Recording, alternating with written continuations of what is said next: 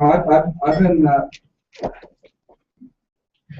I was sober one time before, and I forgot I was alcoholic. I had almost 5 years, and I went back out, and I was lucky. I ran into a guy in San Luis Obispo, and I put two and two together that the problems I was having was due to drinking. That was on August 4th of 1989, and I've been sober ever since. And it's been an interesting journey this last 25 years. The last 6 or 7 years in particular, I met Paul Doyle, and he turned me on to this meeting, and he turned me on to material. More importantly, he turned me on to Dr. Tybo's material.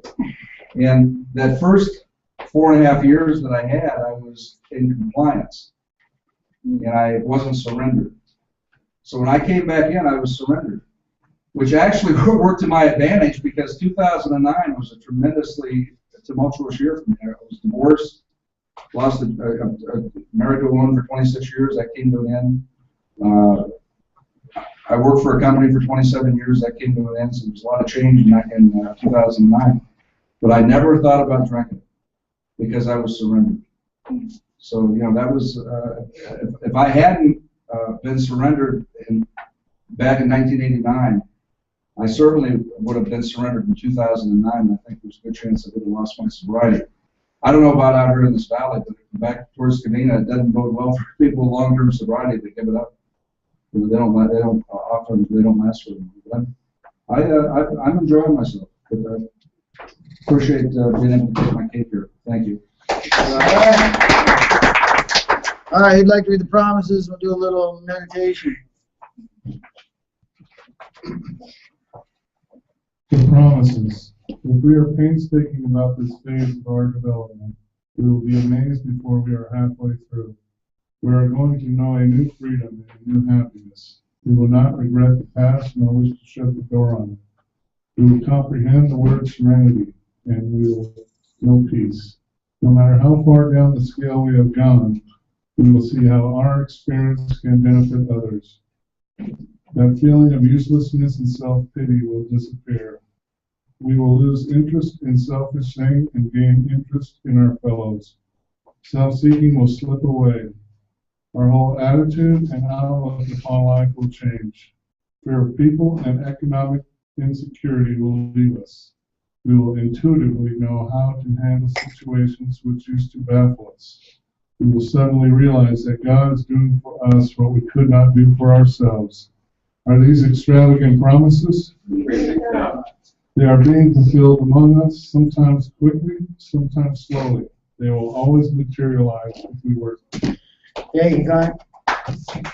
All right, get yourself in a comfortable position, turn some music. It's going to take a little meditation. Uncross your legs, get yourself comfortable. We're going to ground yourself in the day. So you've had a day of thinking and concentrating, worrying. Maybe you've had a good day, whatever it is, but you've been in your body all day. So now we're going to do a little quiet time to see if we can call your soul forward in this moment. So in meditation, the purpose is to quiet down that thinking and to open up the soul. So this is done by not thinking, but by desiring.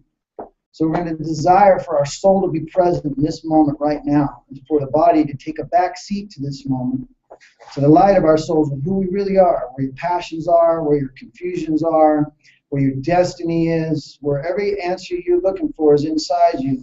But you got to shut off that thinking to get to your knowing, which is in the soul of who you are. So as you sit in this moment, and your desire is to enter into a state of meditation, to be one with your Creator, take your body, you put it in the back seat, you call your soul forward. By desire, I desire our soul to come present in this moment, knowing that every desire is immediately fulfilled. So as we desire for our souls to be present in this moment, begin to feel our bodies getting further and further away from us, and that inner knowing to come forward, to identify who we are in the light of our own body, in the light of our own minds. And we're asking to join our Creator in this meditation so that we can hear the unheard and see the unseen. And that's to enter that realm of that fourth dimension within us, that spiritual realm, to call forth our spirit in this moment.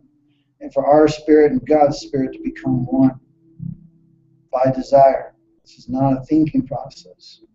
So we're going to do the opposite of concentration, would be decentration. So we're going to reverse our thinking, which means to just let it unwind in this moment. Let your thoughts just unwind think of a wound-up spring, a toy when you wind it up and how it goes running off. Now you're thinking about unwinding spring, and that's your thinking. This is done by desire, just desire to unwind your thoughts.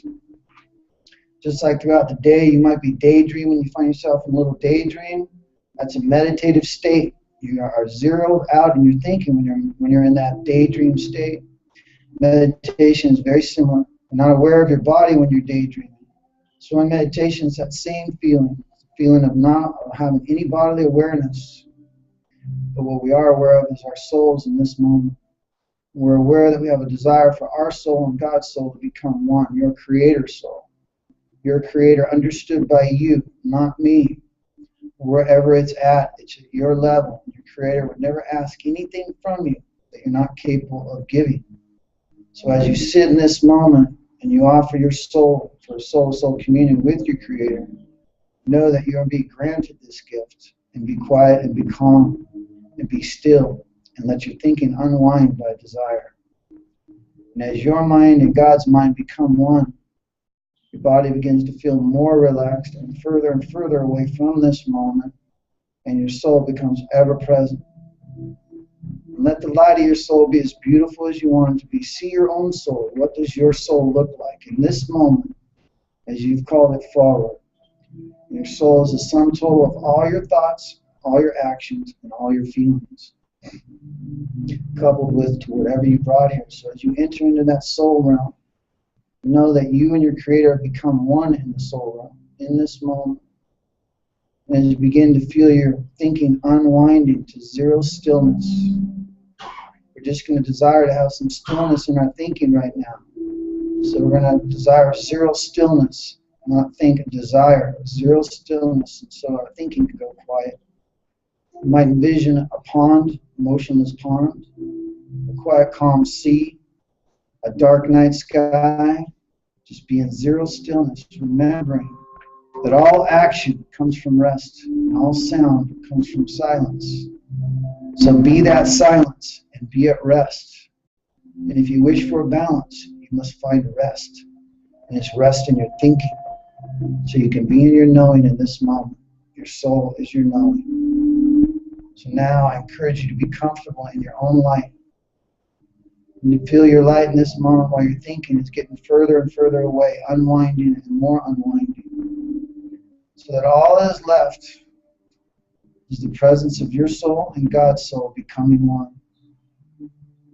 Let these words not just be words, think of the essence of these words. The glory of God's light descends upon us. God's light is all around us. God's light shines through us. God's light encompasses us. We are dissolved in God's light. God's light and your light have become one. You, the essence of your light and God's light, have become one. And now you are immersed in your own light. You are that light. Be comfortable in your own light. Can you give yourself self-love as you are one with your Creator? Can you be the light of love in this moment? And give yourself the light of love. Do you understand yourself? Can you be compassionate with yourself? Can you feel that connection to your own self? It's very difficult, but if your desire is there, you'll be fulfilled. So just desire to be in the light of love in this moment, knowing that every desire is immediately fulfilled. And as you are in the light of love, see yourself through that light. And as you see yourself through that light, carry it to those around you. Think about those you care about the most, those that you're connected to. Let your soul and their soul become one in this moment. Your soul is not limited to time or space. You can project it anywhere you wish to when you're one with your Creator. So now I encourage you to project the light of your love coming from your soul to those you care the deepest about. Connect to them. Be it known that they're feeling you right now. They feel the light of your love. Let them be wrapped in your love. And truly make that connection to all those you care about. See the light in their eyes, connecting to the light in your eyes. And now I ask you to bring that light back to yourself again. And just be in the light of love for your own self. No thoughts come with it. Just be zeroed out in the light of love. Your soul and your Creator's soul are one in this moment. And as you feel that oneness, this is the place to ask any questions you might have, to seek any direction that you might be seeking. Now that you're free from the body, you can choose the light of your soul and become more familiar with the light of your soul as you have in this moment. And now we're going to go to zero stillness one more time. Allow yourself to just be in zero stillness by desire, zero thoughts. Just desire, zero stillness, and it will come. It's a timeless moment. It's not measured by time. It's just stillness. Know and be still for one moment. Just listen.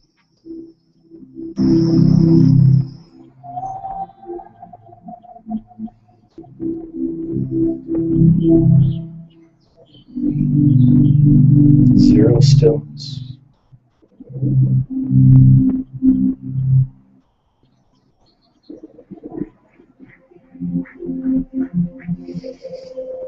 Come back. Notice yourself coming back to your body, kind of your body waking up. It's always important because I always want to know. I'm trying to always figure out what's the difference between my soul and my body and my mind. You know, what's the difference between the brain and the mind? These kind of questions start to come up in the spiritual realm as you start to try and make changes in life. What is it that we're changing? We're taking a look at an injured mind, this injured mind that we brought to these rooms and to this life that we're living where we're looking for change. Maybe we're finding ourselves overly dependent on a relationship or a significant person in our lives. We call that codependence. Or maybe we're drinking and we're drugging and we're wondering why the hell we do that. And the reality of it is that we're trying to find out who are we, who am I? And as we talked about in meditation, I am the sum total of all my thoughts, all my feelings, and all my actions in this moment. And bearing that in mind, I'm trying to look at what exactly it is that I'm surrendering to when I'm trying to make a change. And what I'm surrendering to is I'm surrendering to my mind. I'm surrendering to the injuries that lie in my mind.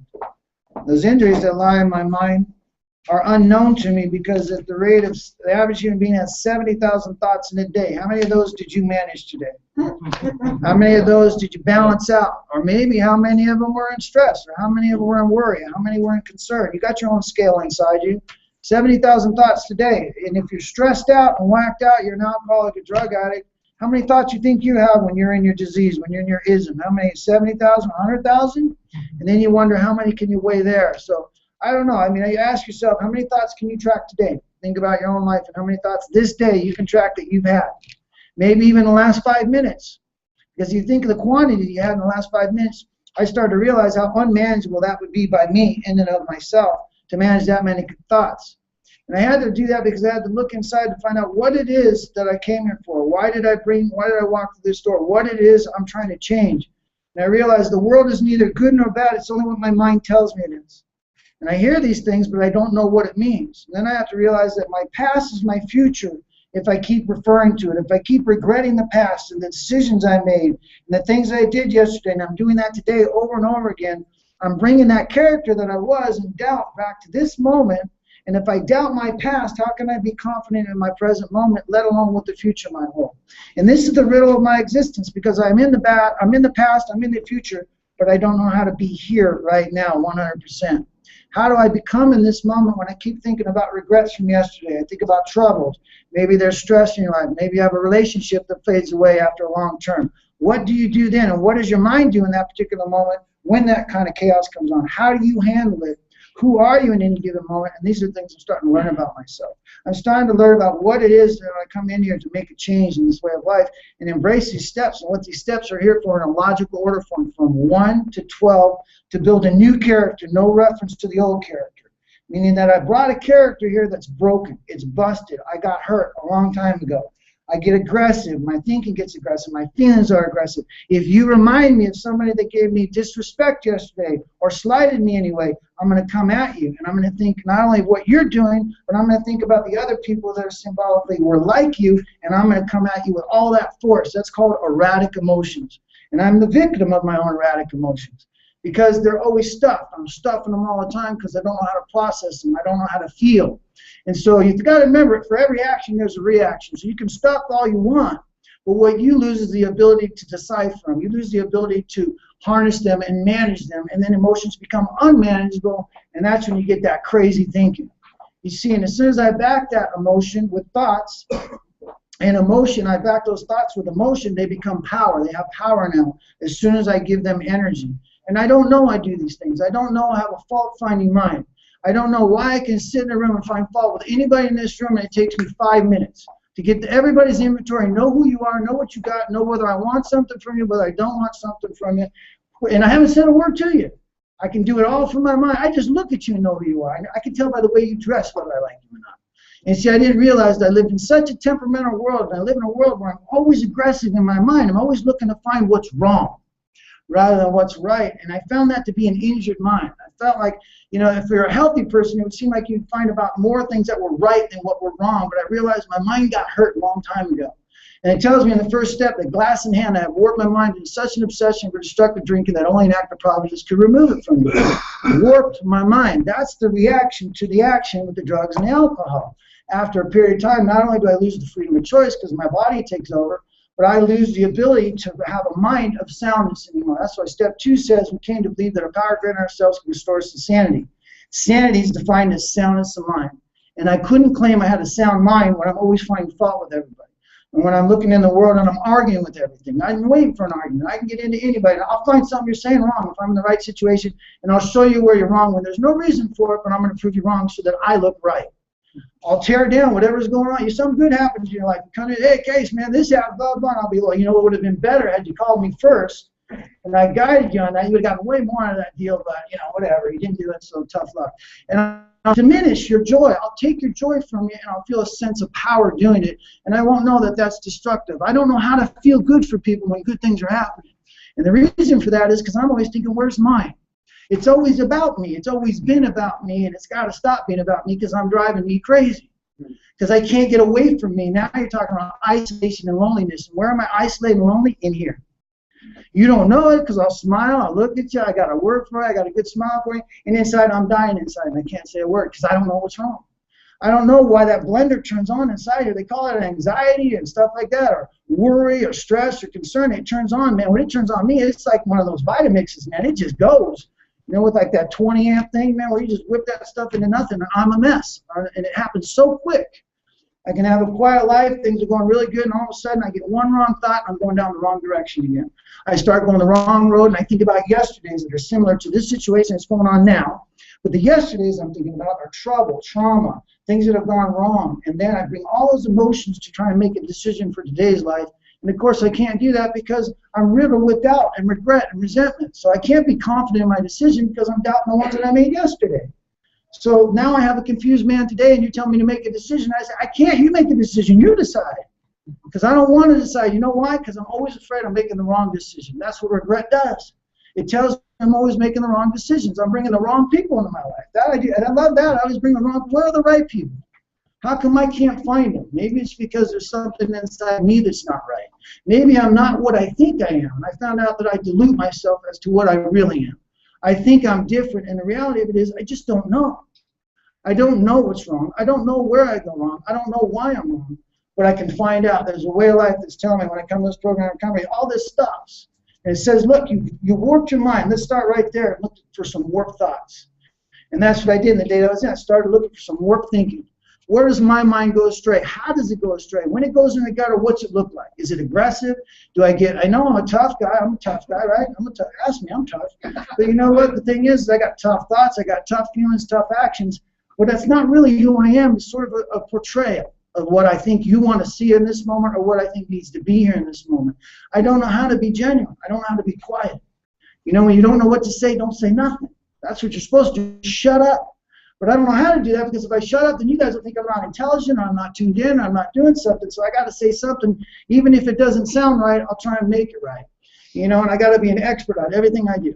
If I read a popular mechanics magazine, now I know how to fix an engine, because I read an article. If I read a book on relationships, I'm an expert on relationships. I'm an expert at everything I think I know a little bit about, and that's what I think I am. I know a little bit about everything, but I don't really know anything. And here I've been walking into this way of life, and I brought a broken character. And I came in here and I raised my hand and said, I'm an alcoholic, drug addict, my name's Casey. And I thought, that's what you do. You come to me and think about it. There's no exit door on that damn thing. You walk in that door and everybody says, hey, you graduate. When you graduate, things are going to be good. You're going to move on. Life's going to be good. That's a little concerning. It's something that needs to be talked about. Why isn't there? What does that mean? So it's almost like an honest thing. Hey, you come in here, you got to stay here for life. You're life for now. You're going ism, not a wasn't. And there's some things to consider on that route, but to just be chained and know that I got to walk through a door like that for the rest of my life, what, one day at a time, 90 days, and 90 meetings in 90 days? How many do I got to do?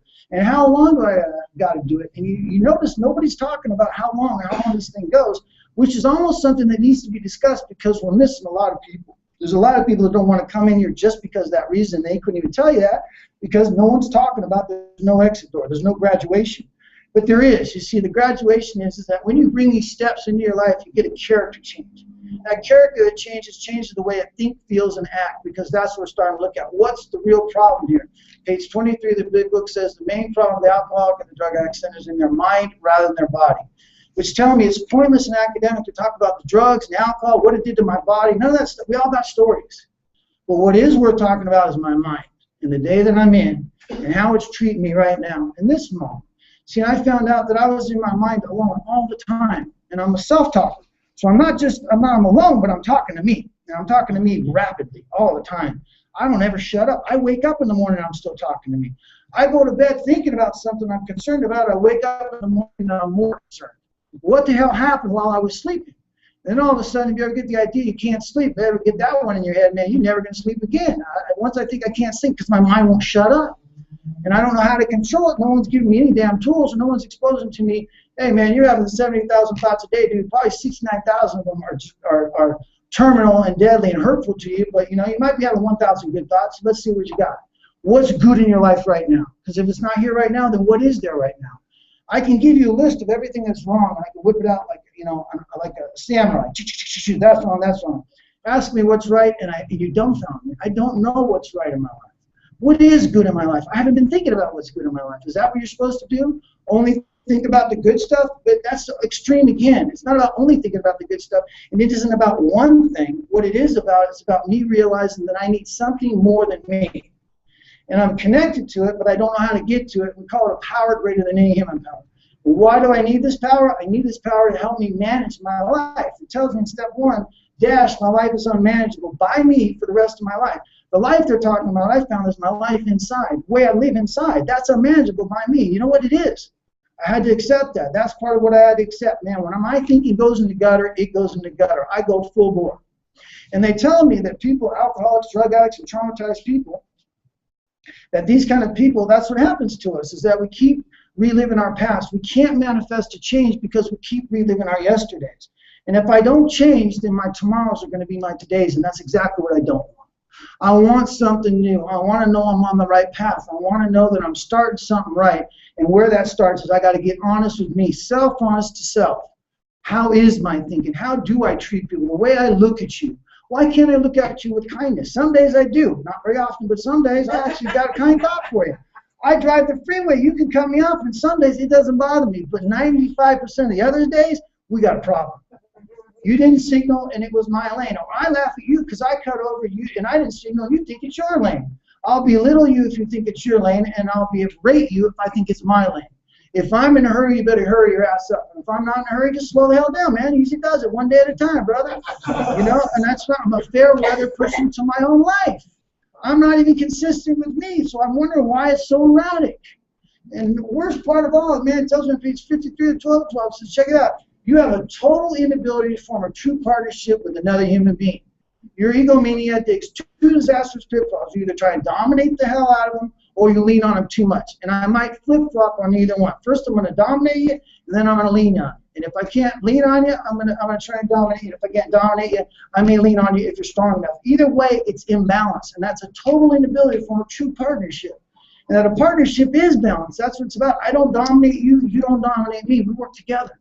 And we work together to do something positive, which is to live a better life, because if I don't have you, then I'm back to me. When I go back to me, it doesn't go right. I get lonely. I get isolated. I'm tortured by loneliness. Well, page 57, first paragraph, talks a little bit about why I'm so awkward around people. 57, first paragraph. You don't have a 12 and 12, they're around. There's a ton around. Someone got, where's the 12 and 12? Right here. No, they're up here. Okay, who would like to read that? 57, first paragraph. The idea of like, what am I going to receive by joining with you home teams, or getting with someone, or maybe sharing some stuff that's inside my mind, because what am I up against? This is what it tells me I'm up against here. What am I likely to receive from step one?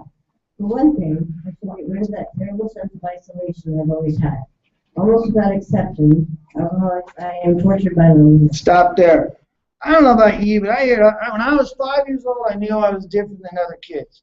I got to tell you, every 5-year-old in the world had to have had that thought, because I did too, right? Everybody always thinks they're different, but that's the riddle. You're not. What if you're not? Well, you're not that you're not special, but why do you got to be different? And see, and that's that egomania that digs two disastrous pitfalls. If I got to be different, that means I can't be connected. That means I got to be isolated and lonely. That's the problem. The world tells me, you're different, you're doing this, you're doing that. And the more they tell me that, the further and further I get away from life. And then you look, here's the world, and here's all the people in it, and here's a line, and then here's me. And I'm outside of it, even though it's right there. I can't get across because I live in a world of people keep telling me I'm different. You're not like other people. You're that sick. You're doing this. You're doing that. And I like it, but I don't like it. At the same time, I want to hear it. At the same time, it's killing me, and I know it. So what's the riddle? How do I get past that? And it's telling me, dude, you're tortured with isolation, loneliness. That's why. There has to be people in your life that you bridge that gap with. That's what it's telling me.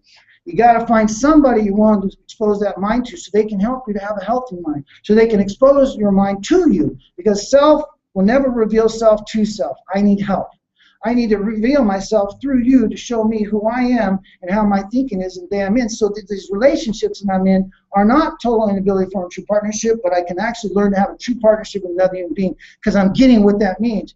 You know, they got to remember something. Every human being has 3 primary instincts. Those are Now, primary instincts are sex, security, and society. Glass in hand, when you took drugs, alcohol, or traumatic relationship, you warped those instincts. That means your sex instinct got warped, your security instinct got warped, and your society instinct got warped. That's why you'll never be satisfied, no matter how much money, no matter how much fame, and no matter how many people come to you and tell you you're the best person in the world. You're not going to feel secure if you keep trying to live through the instincts. Those are for the body.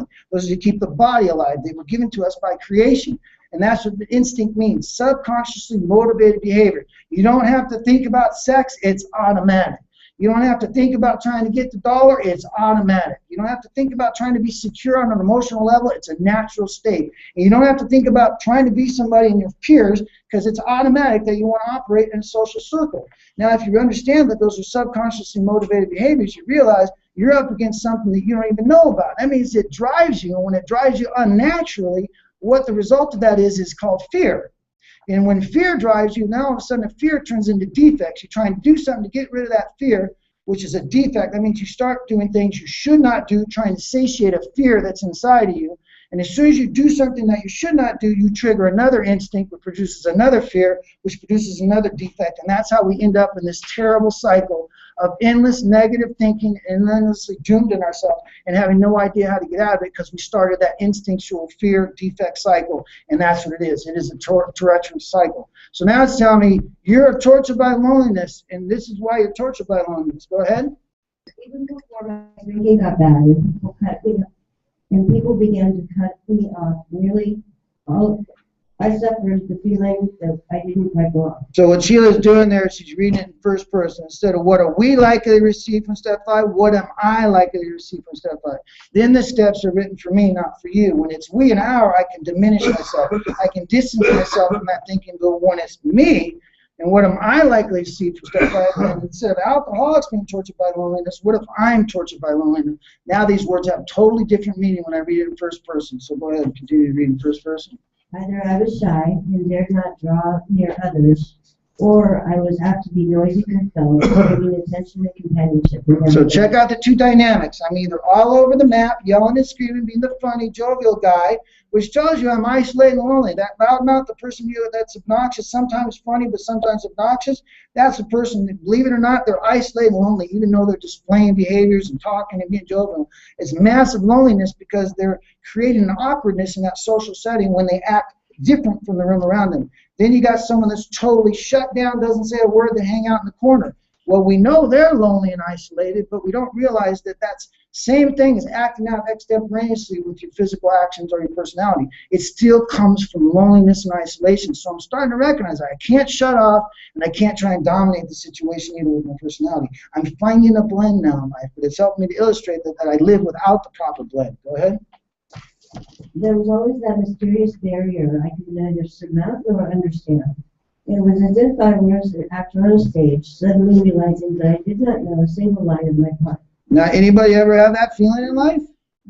You walk in a room full of people and you feel like you don't know anybody in the room, but the week before you knew everybody in the room. You said, hey, how you doing? Then you come in the next week and you're like, you don't look around, you don't want to say nothing to nobody.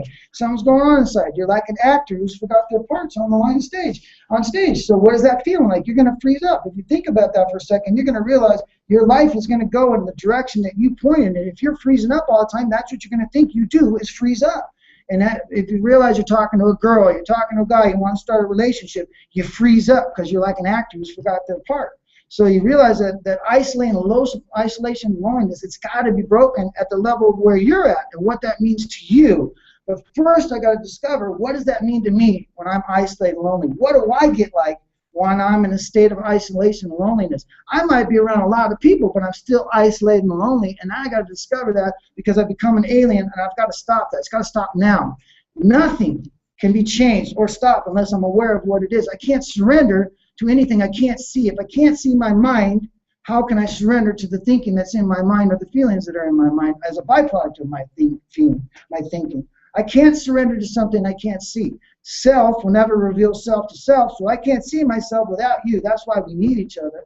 And if I can't surrender to what I can't see, I've got to get my mind exposed so we can see what's in there, so I can surrender to that part of me that I don't want to be anymore, and supplant that with a new character that's not built that way anymore. I got to look at these three primary instincts and see where they got twisted. Everybody gets twisted. Think about how many sexual escapades you've had in your life, that people you slept with you didn't want to sleep with. That's a sexual distortion. You're not being true to yourself. You're being true to your body. Your body may want to sleep with that person, but your insides didn't want to. That's how you know afterwards, like, oh my God, what did I just do? Why did I just do that again? And you get lost in that mess. Really, you're warping that instinct, so now you don't have any proper balance. Now you get older in life. You can't just bang everything that's around you, guys and girls. It's happening both ways. Might as well say it. So as you start getting older in life, you start to think, I want to be with one. But you built a character that wants to be with many. So how do you change that kind of thinking? Overnight? Because I just you hit a switch. Oh, now I'm going to be a single, loving guy, monogamous, and want to be only with you and not have any thoughts about anybody else. And I spent my whole life lusting for anything that walks by me. See, and I started to realize that's the reaction to the action. The action was, I thought I could get away with it. I thought I was okay. I was young. What's the big deal? Everybody does it. And then you realize you can do it to the extent of what you want to do it, and everybody will pay the price relative to what they do it. So we create our own misery. But the day will come, the net effect will come of who you are. And you won't be able to hide from it anymore. Usually they call it about midlife. And all the results are in. Now you're at a great crossroads because you either change or you die the way you are. And changing at midlife is not fun and not easy because you got a character that's been built for 25 plus years on your own hand, which is telling me something. I built me the way I am. It isn't my mother's fault. It's not my father's fault. It's not the girl's fault who broke my heart, or the heart that I broke with girls, or a friend's fault who broke my heart, any of that. I am the way that I am because I built the character that I am. Now I can change. But if I keep blaming mom, dad, cousin, the uncle didn't hug me right, or whatever happened, the woman that dumped you, the man that dumped you, or whatever it is that you blame for your failings, they own you. They own you, meaning you can't change now. The minute if I say I did that because you did this, you got me. I can't change whatever that is because you own it. You own it, and you do something I'm going to do automatic because I just told you that. And I don't realize as I live my life, I think I'm not blaming people, but when you ask me why that go wrong, I say because they did this over there, because they did that over there. That would have been okay if this person had done that. And then it goes on to explain what alcoholism, what self-centered behavior is. And it says, you're like the director who wants to run the whole show. You want to do the lights, the ballet, you want to do the grips, electricians, and all those people and put them together. And now you're like the orchestra. And then when it doesn't go off, you know what you do? You blame everybody because it didn't go well, because people weren't listening to you. Now you got to take that into your life. You're not on a movie set anymore, but you're on your life. How's that? How do you orchestrate there? Do you blame when things don't go wrong? How are you taking it? See, every time something doesn't go wrong, it doesn't go wrong. It's on me. Now it's changeable by me and by the grace of my God. But the minute I put it on someone else, I can't change it. Do you understand? I trap myself in my own blame. And then it goes on to say on page, let's go ahead and finish this paragraph. We'll go to 47. Go ahead. That's one reason I left alcohol too long. It did let me act. Let me act extemporaneously. They even back his boomerang on me. I was finally struck down and left to terrified. So why do I get in loneliness? 47, last paragraph, talks about why my life gets out of whack, why things happen the way they happen, and what the reaction to stuffing is. This is a byproduct of stuffing your emotions, which means you don't know what you're feeling, you don't want to know what you're feeling, so you stop, run, do whatever you can to hide from it. This is the reaction to that action. I see how erratic emotions victimize me. Often took a long time. I could perceive them quickly in others, but only slowly in myself. First of all, I had to admit that I had many of these defects, even though such disclosures were painful and humiliating. So what are the defects? The defects are, I got a warped mind in and of myself, that unless I'm connected to a power greater than myself, my mind goes in the gutter and it turns on me. But when I'm with a power greater than myself and I invite that power into my thinking right now, in this moment, in this room, while I'm talking to you, can I access this power, which I can do while I'm talking, which so can you. Means that I never have to be alone ever again in my own head, because I'm inviting something else in. I'm inviting something I discovered at step 2. I'm not even calling it God yet. It's just a power greater than any human power. Until I have a relationship with that thing, I can't call it God. You can't call something God that you don't believe is God. You're only going to believe it's God when you have a relationship with it. That's why step 2 is worded the way it's worded. It didn't say I came to believe that God could restore me to sanity. It said that I came to believe that a power greater than me could restore me to sanity. It's doing 2 things. It's recognizing me as a power, saying, you're a power, Casey. You keep on acting on the power of self, and you'll keep producing what you're producing. If you like what you got, then keep doing what you're doing. And if you want something different, then you need to invite a power greater than yourself into the moment you're in. And the moment I'm in is in my mind. So I must consciously, in step 2, make a conscious effort to say, God, can you be with me now? Can you guide me in this room? Can you help me with my thinking? At 70,000 thoughts a day, how many times do you think you ought to invite God in? As much as you can is really what it comes down to. That's the supreme goal, 70,000, right? Every thought. The idea, the measurement is how well did I go for it? How much did I invite? Or did I just ask God when I got in trouble? I get in trouble, man. You know, the first one I call on, I'll say, Casey, come to the rescue. You know, come on, God, get me out of this, man. See, I'm a Bush League pitcher. I use God like a Bush League pitcher.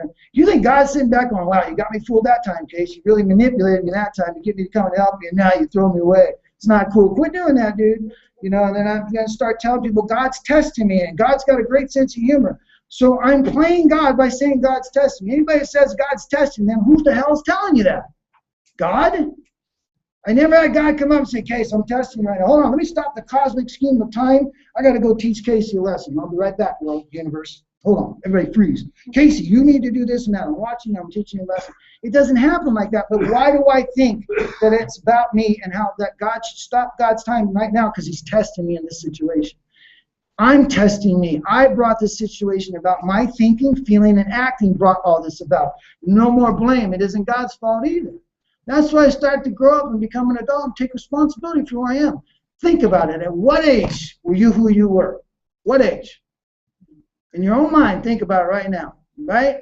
Don't worry, I've been thinking about it a long time. 13, 14, 15 in there, right? You could tell me stuff, hey man, that stuff's bad, don't go over there, and I'd be, yeah, okay, and I'll go over there if I want to go over there. About that point, I started thinking the adults could say what they want to say, but I'm going to think what I want to think. And it felt empowered. I even tried to convince myself of lying. I'm sure none of you did that, but I used to try and tell a lie and say, how can I ever convince myself? If I say it enough, do you think I'll believe it? That was the kind of things I was trying to achieve at a young age. Now, what a great thing to aspire for, right? To become a proficient liar so that when you say a lie, you actually believe it. They call that pathological today. And they call that people that now you have no emotions, you can't feel a damn thing, you don't even have to honor your own emotions. Do you really want that? But see, I thought I did. I thought there was some power And there's some power in shooting you down, hurting you, saying bad things, feeling better than you. The power is in feeling the same. The power is in recognizing the light of God's in you just like it's in me. And now I can see it because I asked to see it. Look in anybody's eyes and ask to see the light of God, and you'll see something. You will not see yourself anymore. You won't feel awkward anymore. Everybody has the light of God in them, but if I don't ask to see it, then what happens is Casey, the sense Casey, will start looking at you, and then I'm going to get insecure or I'm going to get overly secure, one or the other, and I'll do things based on that behavior. But when I ask my Creator to help me see the light in your eyes, I'm kind. I'm kind, I'm loving, excuse me, I blow burgers, I do all kinds of things, you know what I mean? But you know what I mean, I can be kind at that moment, I can have kind thoughts. You know that I can have kind thoughts with people without having to seek recognition that I'm having kind thoughts. It's something amazing to look at someone and say, I hope you get what you want, I hope you're happy inside, and I hope you're fulfilled, without saying a word, but just saying that in your mind. You see, you start to become a character to your own self that's a good character, living a good life, wanting good things for people, having good thoughts. No more do I want to live in a world of chaos, a world of dissension, a world where people are hurting each other, where you're trying to get the best of me and I'm trying to get the best of you. And it's kicking while they're down, man. And when it comes to business, baby, you got to do it that way. Bull. It's all hogwash. It's just another rationalization to justify inappropriate behavior, that business is business. If you can't do business with a friend, then you're doing the wrong kind of business. Bottom line, if you can't do business with anybody, then you're in the wrong business. It's got to be that way. How could it be any other way? I can do business over here with these people, but not these people. Now I'm wearing faces. Now I'm that character again, and I'm in isolation because I can't be the same person anywhere. I got a face for you. I got a face for you. I got a character for you. Yeah, I'm doing good. I love you. Here, jerk, you can't believe the way you dress. Man. You dress like a stupid pig, you know that? And I'll look at him, wow, you look great, God. Look at her. She needs to go to the gym real bad, man. Yeah, I'm good. You good too? Yeah. And all this stuff's going on in my head. It tells you I'm multitasking, tearing you apart while I'm picking you up. My words are lies and my thoughts are the truth. But they're not the truth for you. They're the truth for me. And that's why I'm the guy that goes to bed worried, and I'm more worried when I wake up in the morning, because that's the price I pay for entering into that kind of mind. I lose control. I don't have the choice anymore to think well of people, to think a good thought, because I'm so used to defending myself or being aggressive or thinking and looking at you going, what do you want from me? Everybody wants something from me. I know it. I know you want something. Who are you?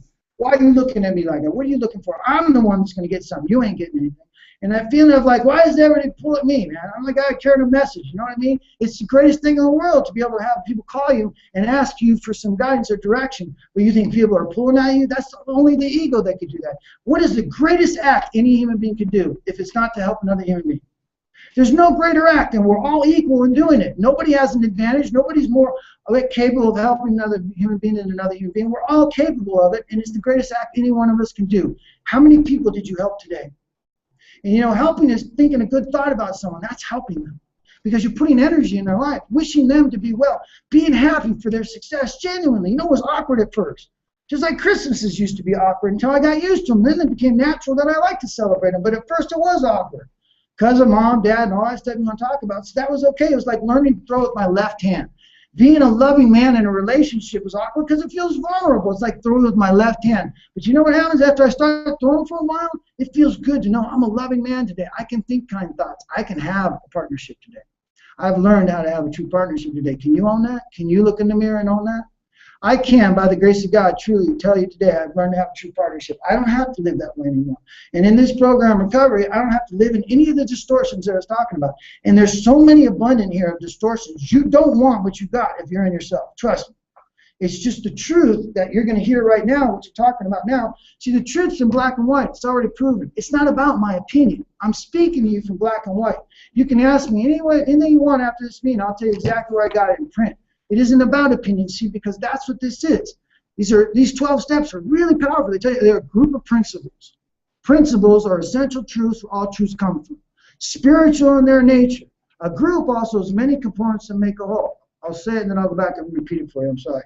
A's 12 steps are a group of principles. Spiritual in their nature, which is practiced as a way of life, can dispel the obsession and drink and enable the sufferer to become happily and usefully whole. A group, AA's 12 steps are a group of principles. A group is many components that make a whole, which means if you touch one, you touch them all. So there's no rush, you got to get your 4-step done. That's somebody else's agenda, not yours. And nowhere in here, matter of fact, it says something in here about that little 4-step thing. If someone's pushing you on that, it says something very important. Go to page 40, read the very first sentence on the first paragraph. about this idea that you got to get here and get there. It's quality, not quantity. That's all it's about. And if you qualitatively have step 1, it'll throw you into step 2. And if you have 2 in the right way, it'll throw you into 3. 3 doesn't need 2, and 2 doesn't need 1. That's how beautiful these things work. But if you don't apply them, see, apply means to apply a principle to my mind in the moment I'm in with the grace of God. God, I'm feeling fearful right now. If I register a fear or concern, or I'm feeling isolated or lonely right now, can you help me break that connection to recognize your light in every human being? Can you help me feel connected to everybody in this room? And practice being connected, not disconnected. I don't feel anybody, I don't like anybody. These people don't have this, they're not wearing that, they are that. I'm so busy judging people before they get a word out of their mouth, I have no idea who they are. But I've already thrown it away because I throw away 99.99999% of all people. That's why I have nothing in my life that's real solid and really has a good foundation for me. But that's got to change because I got to stop planting my soils in roots and rocks, which are called people without values or morals. When you wonder why they screwed you over, it's because you brought them in. You knew they were going to screw you over. You were just waiting for it to happen, but you thought you were going to get some out of the deal. No more relationships like they don't work, man. If it's not equal exchange, then it doesn't work, man. If you see my light and I see your light, we got something to talk about. If you want to be a good man and I'm going to be a good man, we got something to go forward with. But if it's about you getting one up or me getting one up, man, I'm not the right person to do business. I used to do business like that. It just didn't work. It never paid off. It paid off in things you don't want and doesn't pay off things you do want. So, right here, let's go ahead and read down on page 40, first paragraph. Go ahead. Thank you. And then it is explained that other steps of the AA program can be practiced with success only when step 3 is given a determined and persistent try. There's one word that you will not see throughout these steps. It's called only. In this program recovery, you will not see the word only because there are no loopholes. In other words, there's no way out. You don't even have to be an alcoholic to live these steps. That's something real important to register. Page 15. Last paragraph. Read that.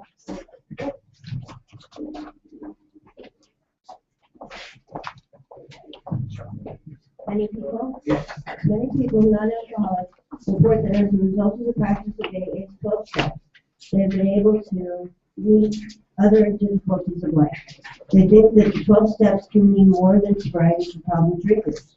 They see in them a way to happy and effective living for many, alcoholic or not. See, I don't know what the world's missing, not hearing that, but it doesn't say it's only for alcohol. Remember, it's saying alcoholic or not, it's already been proven.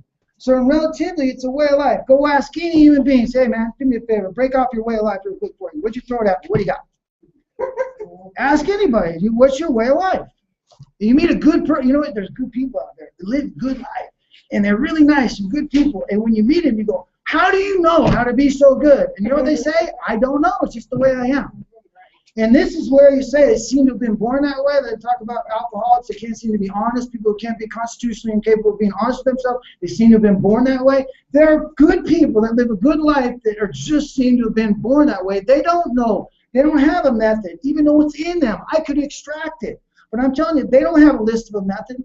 But it's something you should know, isn't it? Shouldn't everybody have a way of life? What do you live by? Are you living by the power of self? What is that? What has that gotten you?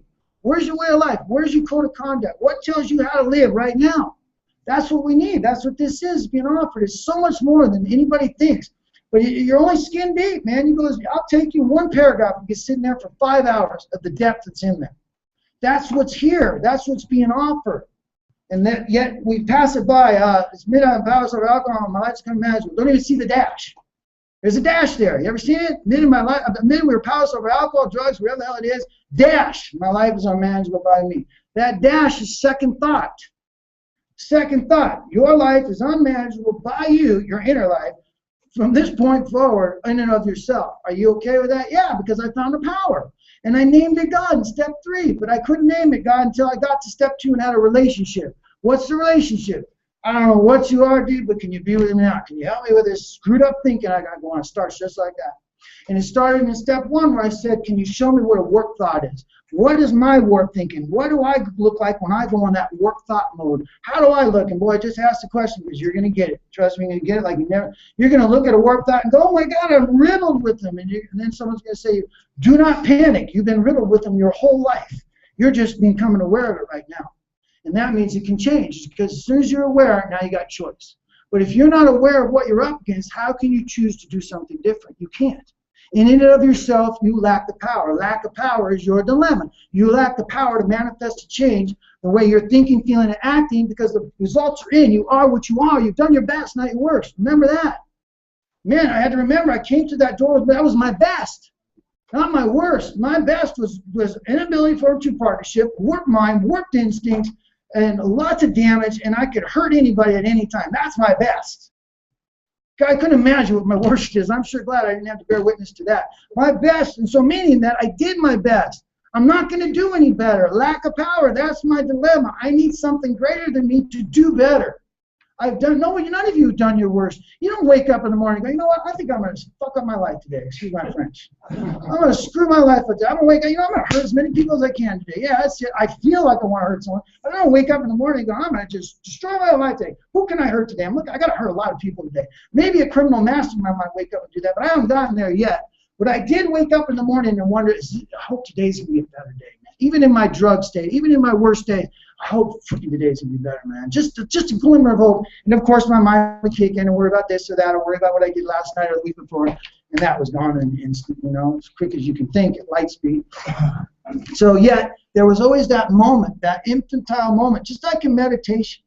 When you get to zero stillness and you get to true quiet, zero thoughts. Think about that for a second. Zero thinking. It's timeless. So when you touch it, it's with you forever. You can always access it. You can get caught up in a moment. But because you've been praying and meditating and find that zero stillness, you can get caught up and just shut the car off, shut it all off. Sit there and in the quiet say, grant me the serenity to accept the things I cannot change. Me, the way that I think when I go to me, the way that I just acted 5 minutes ago, the way I'm thinking and I got into trauma, the courage to change the things I can, which is me, by the program recovering by a power greater than myself. And the most important part of our God, can you help me see the wisdom to know the difference between the old character and the new character?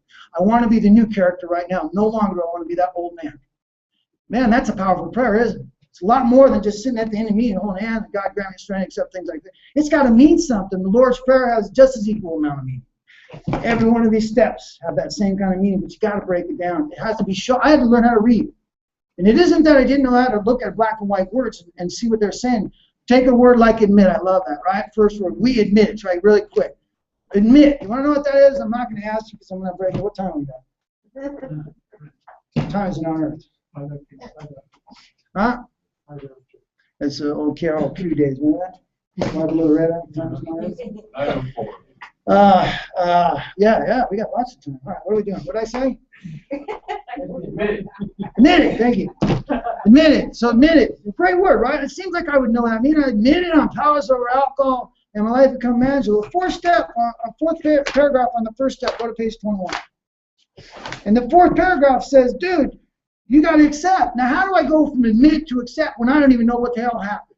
So I had to look at those have different meaning. Just like surrender has a totally different meaning than people give it. The surrender is the end of the old and the beginning of the new. It's not just dying and rolling over. I surrender. It's like I surrender that idea and I move to a new one. That's what surrender is. It's beautiful, the end of the old and the beginning of the new. I do want to surrender in certain areas of life. I don't want to live the old anymore. I want the new. So, but when I understand what surrender means, I can surrender to a moment. I can surrender to 5 minutes ago, just like the serenity prayer tells me. Now, this one here is telling me in the fourth paragraph. Go ahead and read that out loud. The fourth paragraph. I know that no good can come to any alcoholic who joins AA unless I have first accepted my devastating weakness and all its consequences. Oh, that's a kicker, a little small line, right? A small line. Shall I break it down for you? What is it that's devastating? Until I accept my devastating weakness. How can I accept something I can't see? This disease centers in my mind from page 23. It tells me my mind is my problem center in my mind rather than my body. So my mind's the problem. First paragraph is saying I warped my mind. This paragraph is saying until you accept that, you accept your devastating weakness, all its consequences, you won't know any happiness at all. This has been proved beyond doubt by immense experience. Meaning that accept what? Accept what? I'll tell you what's devastating. This disease takes your soul without your consent. Isn't that devastating? That means that I don't want to do it, but it tells me to do it. This disease, now I'm going to talk about anger. I don't want to get angry at you, but I'm going to get angry at you. When I get angry, I'm going to say sorry, but I don't want to. So something took my soul without my consent. I argue, and I don't want to argue. You ever get in a relationship with a girl or a guy, and you're in that intense moment, you know you don't want to say that nasty stuff that happened years ago, but you know it's bubbling up, and you're going to slap it down with that thing. You know as soon as you say it, you should have never said that. That's you. That's self. That's how messed up you are. That was the best. That is not your worst. That's your best, which means you're going to screw that relationship up because there are certain things you don't say and you don't bring back up because you only do it to hurt or to shut them down so they don't go any further. Shutting people down doesn't do you any good. It just shuts you down again. How long have you been shutting you down? Again, stuffing. You see, it doesn't work because now you become the victim of erratic emotions and it splurts all over the place and you become an erratic person. So as I start to look at these types of things, it's telling me just admit and accept, Casey. Admit is something done with reluctance. I'll be damned. Doesn't that make sense? We admitted we were powerless over alcohol, drugs, relationships, sex, whatever you want to put there that works your instinct. You can put anything you want. The relationships, it all fits. And now I admitted it means Casey's going to do it with reluctance. And then the first sentence says, who cares to admit complete defeat? Every natural instinct cries out against the idea of personal powerlessness. It's telling me I'm in for a fight. I'm going to fight giving this up, even though I want to give this up. My mind is saying I am powerless over alcohol. There's a fight in me saying, but I am going to fight to the death to prove that I forever, that it's a done deal. And it's an ism, not a wasn't. I'm going to prove I can't get angry. I'm going to be reluctant, resistant, something done with reluctance. So there's telling you, coming to this program recovery, we know you're reluctant. But nobody's been telling you that. You need to hear that when you first come here. You're reluctant, you don't even know it. You're going to try and get honest with me, and I'm going to show you how much you lie to yourself. And that's when you're going to surrender. That's when you're going to really see what you're up against. Because I'm going to show you your disease in the moment you're in. Because you're going to tell me, I did this, and I go, no, you didn't. This is what you did. And you're going to go, oh, guacamole, that is exactly what I did. And so how come I thought I was doing that? Because you lie to yourself. You dilute yourself. That's why you're here and I'm here, and now we don't have to do that anymore. With self-honesty, this all stops now. But you can't do it without help. And you have to have someone guide you. You have to have someone to show you how they read. You have to show you this experience. All the things I'm telling you are things that I had to hear in order to even begin to embrace the idea of what this really means. And if we go back to admit now, instead of done with reluctance, and we look at acceptance now, acceptance is the answer to all my problems. They forgot the reluctance part. But you're going to be admitted for a long time. So getting to acceptance, how does one get there? Acceptance is another word for surrender. I can't surrender something I can't see. Not only that, anybody in this room ever manifested surrender, or did a surrender just happen as a byproduct of a bunch of crap happening? And then you surrender. You didn't go up, stand up and say, I surrender. It's like, man, I'm in jail. I'm going to lose my freedom. I'm going to lose some trouble. I'm getting in trouble here. I surrender. That's circumstantial. That's not virtuous. You're doing it because you got problems. But that's the character I am. It's saying you won't change unless it's circumstantial. But let me tell you something. The circumstances are there in spades. Just ask me some questions and I'll show you. I'll show you what I had to be shown about my mind and how it operated. And then you can see what happened and now what you can do about it and realize you don't have to do that ever again. One thought, one moment, one day, 1 week, 1 year at a time. Because it all turns into the same. If I have God with me right now, that's the maximum I can do. God, can you be with me now? I am in the program of recovery. I told you, A's 12 steps are a group of principles, spiritual and their nature. If I ask God to be with me right now, that's step 2 and part of step 3. So I'm now in the program of recovery full force if that is my primary focus. I don't need all the other principles. They all relate. See, if you touch one, you touch them all. If I listen, like the dying can listen, become as willing to listen as the dying can be, I'm applying every principle in these 12 steps that they're applied by applying that one principle. But see, everybody thinks it's about quantity. I need 50 principles. You cannot apply 50 principles in the moment you're in. You can apply one. One principle. I can listen right now, or I can ask God to be with me right now, but I cannot do both at the same time. I cannot apply both principles to my mind in the moment I'm in. But you got to remember, I can't listen without God either. So they're all one and the same. And when I listen, all of a sudden I can have a true partnership because I'm hearing what you're saying. And you can ask me, what did I just say to you? You know what? I can repeat it back to you because I'm listening.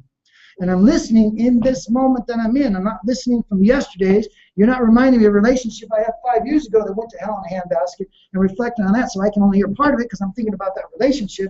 I've learned to just be in the moment I'm in and listen. And I did that by step 1, page 24, last paragraph, gives you that freedom. 24, last paragraph. Go ahead, read that real quick.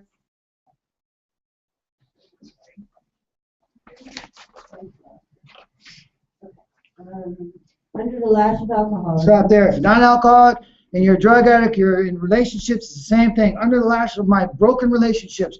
If you're an Al-Anon, if you're a shopper, under the lash of shopping. If you're a gambler, under the lash of gambling. Don't let these words shut your mind down. You must find the principle that does work for you, not what doesn't work for you. You've done that all your life. If you don't like alcoholism, there's another word that'll take its place, and it's truth for you if you're not an alcoholic. Okay? So these words will shut you down like it shuts a lot of people. You got to get past that and learn to decode it. Go ahead. I am driven to AA. From there, I discover the fatal nature of my situation. Then and only then do I become open-minded to conviction and as willing to listen as the dying can be. I stand ready to do anything to lift the merciless obsession from me. It's an application of the day, man. God, can you help me be as willing to listen as dying to be in this moment? Do it right now. God, can you help me be as willing to listen as the dying can be in this moment and listen? Everybody, you don't have to close your eyes, just petition it.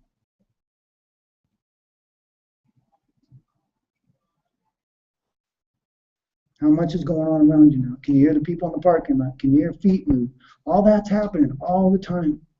I miss it because I'm too busy thinking. I'm never here. Just listen now for another moment.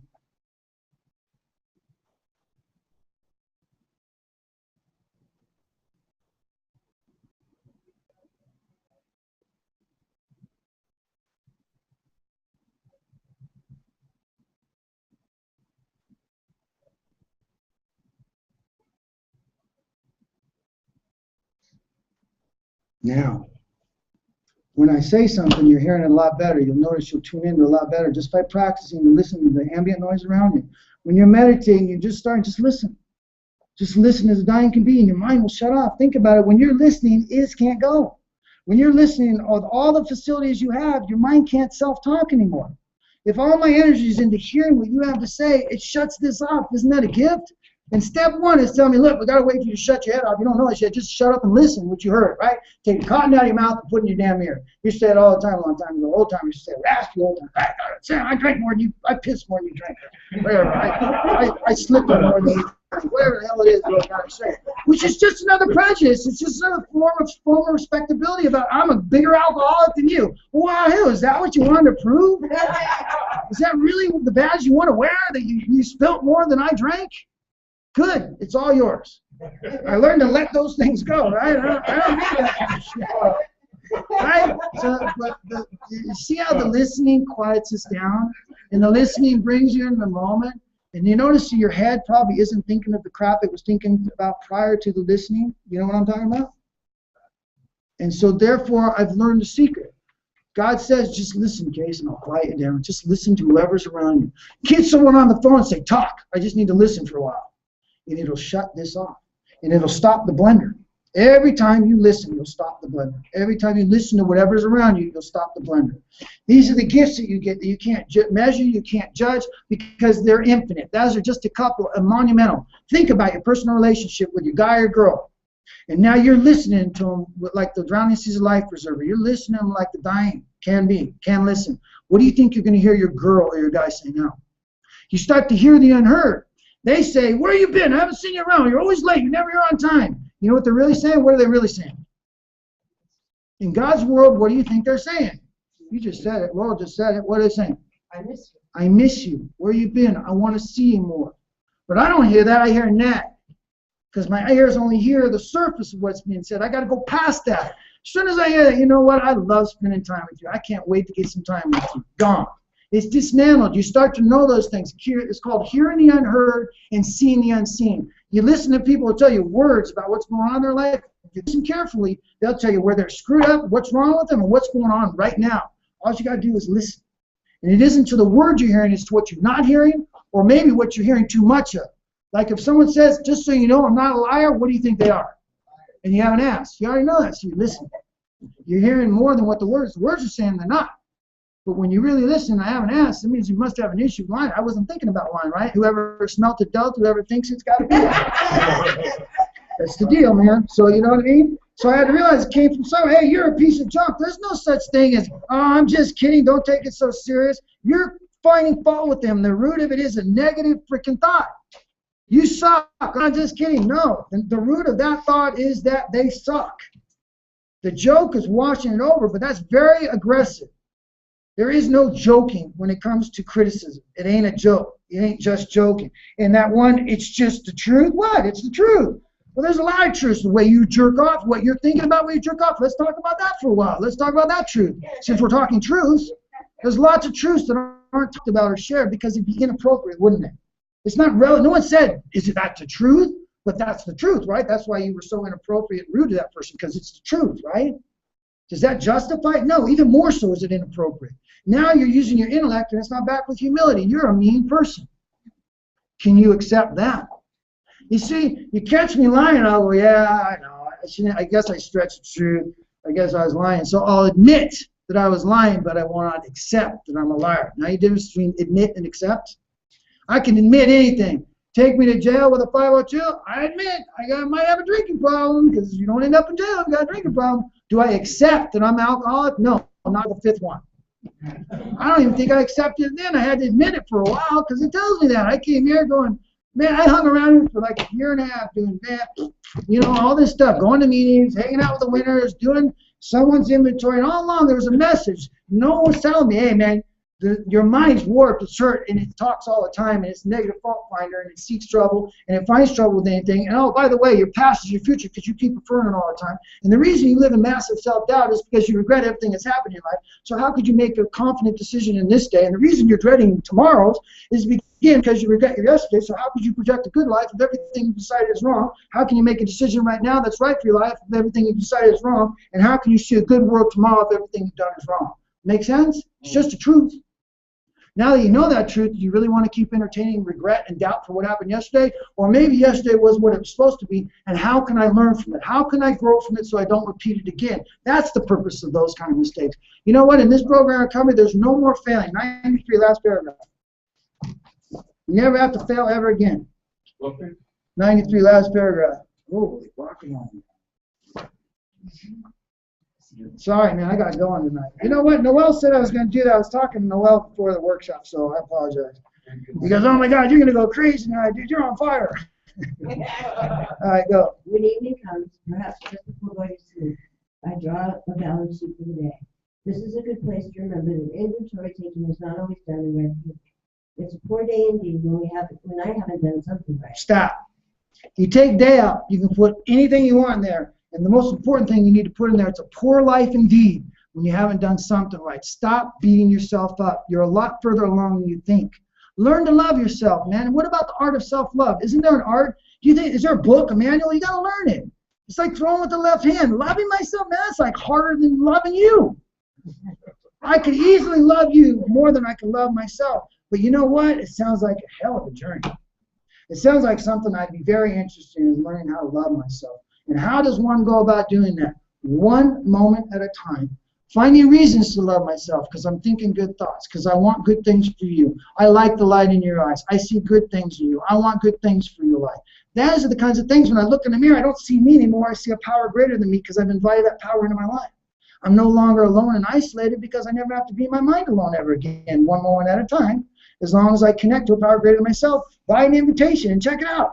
You'll start that you invite this power so much, your life starts to transform. Your thinking goes quiet. People like you better. You say funnier stuff. You're actually a funner person. You're cooler to be around. People respect you. All of a sudden, things start to change.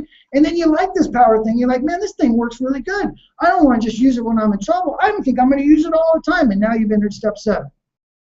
Humbly ask Him to remove your shortcomings. No longer are you going to fall short of the mark. You're short of the mark if you don't invite God into your life. How do you think you can do it without a power greater than any human power, without that fourth dimension and those elements that come with it? And I'll tell you something right now. If you think, and it's something I had to get used to, and you may not have to, your body is not who you are. Because if it was, you're going down.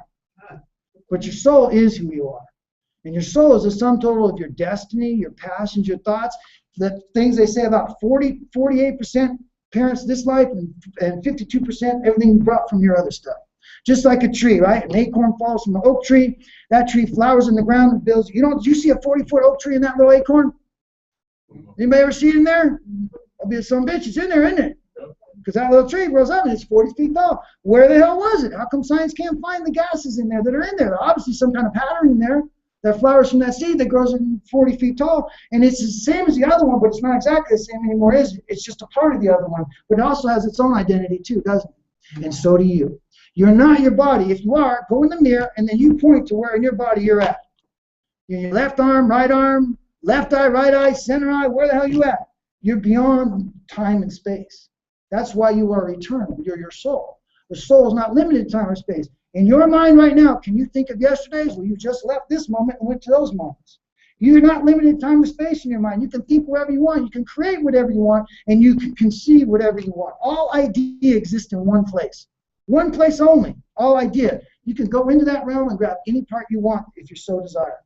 Whether it's resolve a problem, to come up with a concept, to do something new, whatever it is, it's all in zero stillness, every bit of it. Unlimited potential exists in zero stillness. You see, when I started to learn that, I realized my body's not who I am. I am my mind, which is another way of saying I am my soul. And today, I like to live with the soul forward and the body second. I don't live to satisfy the body anymore. It's secondary. Money is a means at which I live and function by. It cannot be the final end and aim in life. Because no matter how much you have, it don't make you happy. You can ask a lot of people. There's a lot of track records proving that. So then what is it? When you get that one, then you're really screwed. Now they're suddenly like, it didn't work. The Beatles said, they had a great movie they did on wheels, and they said, yeah, we got to that money thing and realized that wasn't it, because we had abundance of that. That's when they got into that whole Buddhism thing.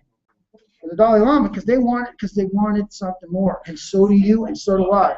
The body will never satisfy you. It's only temporary. Okay? All right, I think that's all. Anybody want to share on anything that I said? You got 30 seconds. Yeah, you got 2 minutes. Go. You're awesome, man. That was good. Thank you, brother. Yeah, I'm grateful, man. Really. Thank you. Yeah. You want to say something? That's it. I'm shy. I'm grateful. Cool. That's good stuff, and thank you for the compliment. It's a nice compliment. Danny. I say thank you. Oh, I'm sorry. What was your name again? Ronnie. Ronnie. Okay, Ronnie. Good to see you, man. I'm glad you made it in here, brother. Last time. Yes. Well, I'm glad you're in here, man. I'm glad you got in here. I'm very grateful to be here and to approach you, and I'm trudging this road. Cool. I'm just You're not alone. I want you to know that. I saw you. I watched you tonight. You're not alone, okay? I know you're starting to recognize that now. And that's good stuff. That's a good feeling. Tears of joy. You got to trust as you build this character, your kids will come to you. That's the way this works. I've seen it done family after family and life after life. As you build a new character and become the woman that God says you should be, all will come unto you. Don't do it to get the kids. It won't work.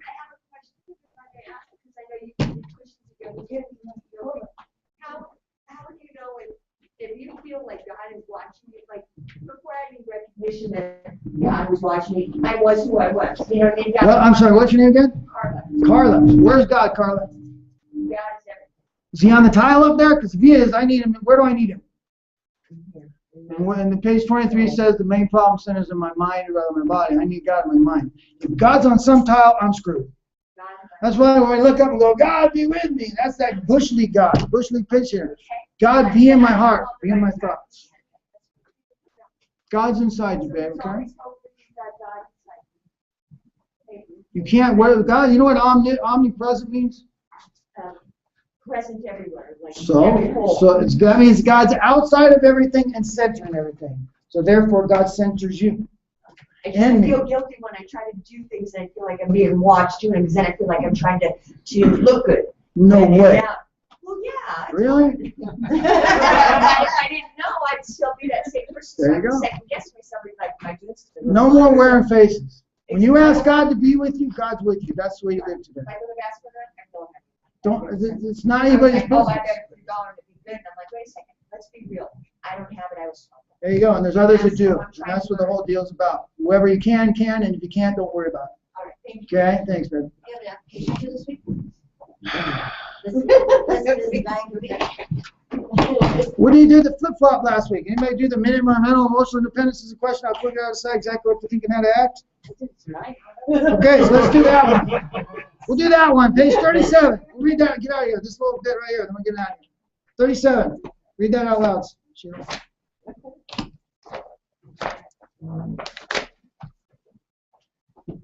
So this is a flip-flop. This is life's going good, I'm all fine. Then the minute my mental or emotional independence, someone said something, said I didn't look good or I'm not looking right, that's emotional independence. Mental is you're not capable of doing that, you screwed up that deal. Mental or emotional independence comes in question. How I'll take it all back and start worrying, start asking God to do this, God to do that. But I'm worried about everything, so I flip-flop back to me because I'm afraid it doesn't look right. If I don't do this, God's not going to do that for me, and you're wrong. That's what it's saying. No more flip-flopping. That's what this paragraph's referring to. Go ahead. But the moment my mental or emotional independence is in question, how differently I behave. How persistently I claim the right to decide all by myself just what I shall think and just how I shall act. Oh yes, I'll weigh the pros and cons of every problem. I'll listen politely to those who would advise me, but all the decisions are to be mine alone. Now, I just want you to double check this next statement saying what's going on in your inner mind. Anybody ever hear this in their head? Go ahead. Nobody's going to meddle with my personal independence in such matters. Besides, I think there is no one I can surely trust. I am certain that my intelligence, backed by willpower, can rightly control my inner life and guarantee me success in the world I live in. Anybody ever hear that in your head? I'm sure that my intelligence, backed by my willpower, can rightly control my inner life and guarantee me success in the world I live in. I've never heard that before, but I'll tell you what, I have lived it. I flip into that character, meaning that I'm going to rely on me, nobody else, and I can't trust anybody because y'all burned me before anyway, so I can't trust any of you dogs, so I got to rely on me. And yeah, I want God, but when it comes down to it, it's going to come down to me. That's the barbaric state that we get into. And I'm justifying it by behavior. I don't see this. You're not going to see this. I accept that this is what I do when I go back to me. Go ahead. This brave philosophy, wherein I man play God, sounds good in the speaking, but it still has to meet the acid test. How well does it actually work? And this is that principle of look yourself in the mirror. When you look in the mirror tonight, make sure you ask God to be there too so that you see both you and God in that mirror in your eye, okay? That's what you're looking for, Carla. When you look in the mirror, you got to see God in your eyes, okay? God's in your eyes by kind thoughts, kind feelings, by having optimism about what's coming. Things will get better. I'm on the right path. I'm doing everything I can do today to restore my children in my life. That's it, 100%, no more. You can't give anymore. That's all that God will ask. The rest will come. You can't worry about that, okay? If you do it for that, you won't get it back, and you'll get manipulative and stuff like that. Just be the woman that God says you should be, and trust that God will take care of the rest, okay? All right, so this is all that said. One good look in the mirror is answer enough to anyone, okay? That's all the time we got for tonight. We got, anybody got any, Hi, Uncle Earl. what's in the announcements? If you like what you're hearing here the first time, we do have a website, spotlightconnection.com. There's applications there. There's Casey's postings, and we do have CDs. I don't know if you have them tonight, Joe. Yeah, you gave me. All right, and then please make sure that Sheila has your email address. We will be leaving this facility and moving on to another one. Yeah.